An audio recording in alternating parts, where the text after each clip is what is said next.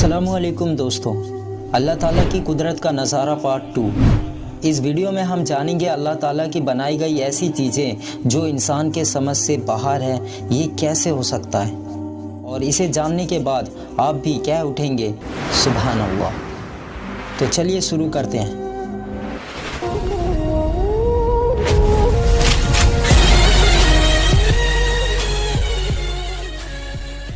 दोस्तों, अल्लाह ताला की इन कुदरतों को देखकर उस पर ईमान में इजाफ़ा होगा इंशाअल्लाह। अल्लाह ताला ने कुरान में फरमाया है, फ़बी आलाई रब्बिकुमा तुकज़्ज़िबान। तुम अपने रब की कौन कौन सी निमतों को, कौन कौन सी कुदरतों को झुटलाओगे।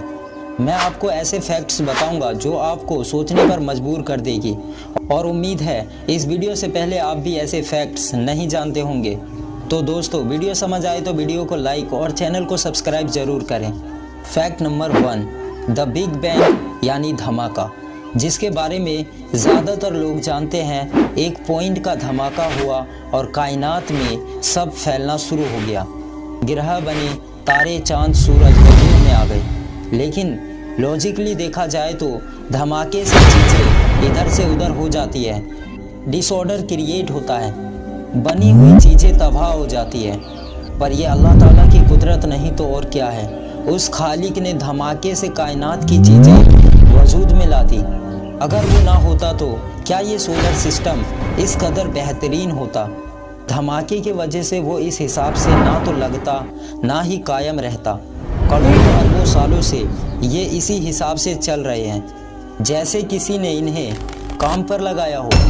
जैसा कि अल्लाह ताला कुरान में फरमाते हैं, सूरह रहमान आयत 5 में, सूरज और चांद एक हिसाब मुकर्रर से चल रहे हैं। दोस्तों, सूरज की दूरी हमारे अर्थ से 14 करोड़ 96 लाख किलोमीटर है, और अगर ये थोड़ा पास हो तो दुनिया की सारी मखलूक ख़त्म हो जाए, वहीं दूर हो जाए तो ठंड से ख़त्म हो जाए।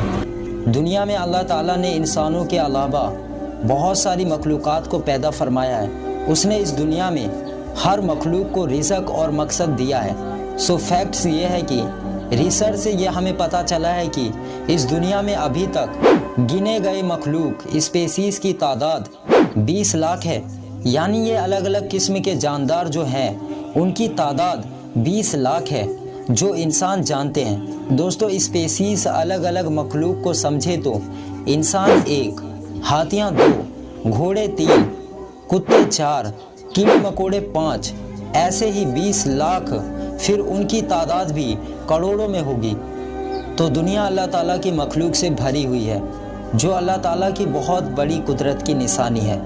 अल्लाह ताला ने कुरान मजीद में चैलेंज देते हुए कुछ यूँ फरमाया है, सूरह हज आयत 73, ऐ लोगों, एक मिसाल बयान की जाती है, इसे गौर से सुनो। अल्लाह ताला के सिवा जिन्हें पुकारते हो वो एक मक्खी नहीं बना सकते, अगरचे वो सारे इकट्ठे हो जाएं। तो ये चैलेंज है अल्लाह ताला का। और हकीकत बात यही है कि अल्लाह ताला की जितनी मखलूक है, सब मिलकर, दुनिया के सारे साइंटिस्ट मिलकर भी एक मक्खी को पैदा नहीं कर सकते, बना नहीं सकते। जैसी सलाहियतों के साथ अल्लाह ताला ने मक्खी को पैदा किया है, वैसे नहीं बना सकते। तो अल्लाह ताला की कुदरत निराली है। फॉर एग्ज़ाम्पल, ज़रा सोचो, एक मुर्गी का अंडा, एक परिंदे का अंडा, जिसमें ऐसी कोई चीज़ नहीं होती जो पर बना सके, चोंच बना सके या नाखून बना सके, पर एक अंडे से पूरा चूजा बाहर आता है। तब इंसान को हैरानी नहीं होती, क्योंकि उसे इस चीज़ की आदत पड़ गई है। वरना जो ये पहली बार देख रहा हो वो तो अपना सर खुजाते रह जाए। ये है अल्लाह ताला की कुदरत। अब अगर अंडे की बात शुरू हो ही गई है तो इसके बारे में भी जान लो। वैसे तो अंडों से बहुत सारे मखलूक इस दुनिया में आते हैं, पर हम बात करेंगे अपने बचपन के हेलीकॉप्टर की, जिसे ड्रैगन फ्लाई भी कहते हैं। ये मखलूक एक बार में 100 से 200 अंडे दे देती है, और ऐसा ये किसी तालाब या जमा हुए पानी के किसी पौधे पर करती है। वहीं इन अंडों से कोई और मखलूक जन्म लेता है, जिसकी टाइमिंग 7-8 दिन होती है। पर ये जो नई मखलूक पैदा हुई है, इसे निम कहते हैं, जो लगभग अपने असली रूप में आने के लिए 6 महीने या 1 साल शिकार करता है, पानी में जीता है, फिर बाहर आकर वो एक अलग मखलूक ड्रैगन फ्लाई में बदल जाता है, जिसे विकसित होना कहते हैं। साथ ही में इसके पास नई नई सलाहियतें आ जाती है, जैसे कि उड़ने के लिए पर, देखने के लिए 1000 माइक्रो आइस। जी हाँ दोस्तों, इसके पास 1000 छोटी छोटी आंखें होती है जो लेंसेज के साथ होती है। ये हमसे कई ज़्यादा कलर्स देख सकते हैं।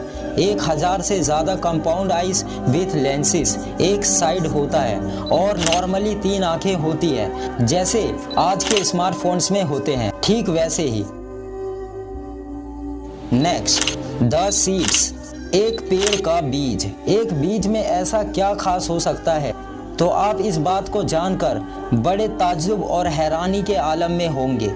आपके फ़ोन में जो कुछ है वो ज़रूर इंटरनल या एक्सटर्नल मेमोरी में होगी, तो ठीक वैसे ही एक बीज में बहुत सारा डाटा इंफॉर्मेशन होता है जो बिल्कुल सेव होता है।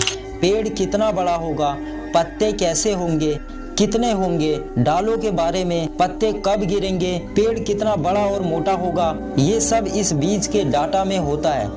और दुनिया में ऐसी कोई मेमोरी और कोई हार्ड डिस्क नहीं बनी है कि इससे ज़्यादा डाटा स्टोर कर सके। तो ये फैक्ट सुनकर आपको कैसा लगा, कमेंट में ज़रूर बताएं। और तो और आप इस छोटी सी बीज से एक बहुत बड़ा दरख्त को पाते हो, और क्या ये अल्लाह ताला की बड़ी कुदरत नहीं है। एक छोटे से बीज में से ऐसा क्या होता है कि इतना बड़ा दरख्त वजूद में आ जाता है, और फिर पत्ते, फूल, फल सब उस बीज के वजह से हमें मिल जाता है। अल्लाहु अकबर। और इन दरख्तों को भी अपनी गिज़ा चाहिए होता है, और इसके पत्ते अपना खाना खुद बना लेते हैं, जिसे प्रोसेस ऑफ फोटोसिंथेसिस कहते हैं, जिसमें पत्ते धूप और CO2 गैस जड़ों से पानी लेकर ग्लूकोज और एनर्जी बनाते हैं। ये सब अल्लाह का बनाया निज़ाम है, खुद से कुछ नहीं होता। चलिए आगे बढ़ते हैं। अब हम खुद पर गौर करेंगे। अल्लाह ताला की बहुत बड़ी कुदरत है इंसान। अल्लाह ताला ने कुरान में सूरह फुसिलत आयत 53 में कुछ यूँ फरमाया है, हम अनकरीब उनको अतराफ़ आलम में भी, ज़मीन व आसमान और उनकी अपनी जानों में भी अपनी निशानियाँ दिखाएंगे, हत्ता कि उन पर जाहिर हो जाएगा कि कुरान हक है, सच्चा है। और दोस्तों, आज इंसान अपने अंदर की चीज़ों से वाकिफ़ है और ज़मीन व आसमान की चीज़ों से भी। तो इंसान के अंदर क्या निशानियाँ हैं? तो दोस्तों, निशानियाँ ही निशानियाँ हैं। हमारा दिल एक दिन में 1 लाख मरतबा धड़कता है और 10,000 लीटर खून हमारे जिस्म में घुमाता है, और यहाँ तक कि एक इंसान के नसों को जोड़ दिया जाए तो 1 लाख किलोमीटर होता है। हमारे जो गुर्दे हैं, किडनियाँ, वो खून को एक दिन में 25 मरतबा फिल्टर करती है। अगर ये काम करना बंद कर दे तो आपको अपना खून साफ करवाने के लिए एक प्रोसेस के लिए 3000 एक दिन के देने पड़ सकते हैं, जिसे डायलिसिस कहते हैं, और एक हफ्ते में 3 बार डायलिसिस करवाना पड़ता है, जिसमें 4-4 घंटे लगते हैं और तकलीफ भी होती है। वहीं जो हमारा जिस्म है, बिना किसी दिक्कत के दिन में 25 बार डायलिसिस करती है। ये है अल्लाह की नेमत, जिसे कोई ना ठीक कर सकता है ना बना सकता है। और सुनो, हमारे फेफड़े एक दिन में 23,000 मरतबा सांस अंदर बाहर करती है, ऑक्सीजन हर सेल्स तक पहुंचाती है और कार्बन डाइऑक्साइड को बाहर निकालती है। और एक इंसान के जिस्म में 1000 अरब सेल्स होते हैं, 100 ट्रिलियन कोशिका होती है, जो अपनी ज़िंदगी हमारे जिस्म में जीती है, अपनी ग़िज़ाएं लेती है, और इन्हें मौत भी आती है, फिर ज़िंदगी भी मिलती है। और हमारी आंखें रोज़ाना 12,000 मरतबा झपकती है ऑटोमेटिकली। अगर हम खुद से करें तो परेशानी होगी और नहीं कर सकेंगे। और आँख बहुत ही नाजुक चीज़ है, जिसमें अल्लाह ताला ने बहुत सारी कुदरतों की निशानियाँ हमारे लिए रखी है। रोशनी जब प्यूपिल से होते हुए रेटिना तक पहुँचती है तो वो एक सामने के व्यू का इमेज बनाकर हमें दिखाती है, और वहीं मौजूद ऑप्टिकल नर्व्स दिमाग को सिग्नल पहुंचाने का काम करता है। हमारी आंखों में एक लिक्विड भरा होता है जिसे हम नॉर्मली आंसू कहते हैं। अब दिमाग की ही बात ले लो तो वो इतना खास होता है कि एक इंसान के दिमाग में इतने सेल्स होते हैं, इतने कनेक्शंस होते हैं कि आप सोच नहीं सकते। रिसर्च से ये पता चला है कि हमारे दिमाग में 100 ट्रिलियन कनेक्शंस होते हैं, जिसमें से एक भी डिस्टर्ब हो जाए तो दिमाग काम करना बंद कर देता है। और अगर दिमाग किसी का खराब हो जाए तो दुनिया की सारी ताकतें मिलकर उसे ठीक नहीं कर सकती। दिमाग ही इंसान को इंसान बनाती है।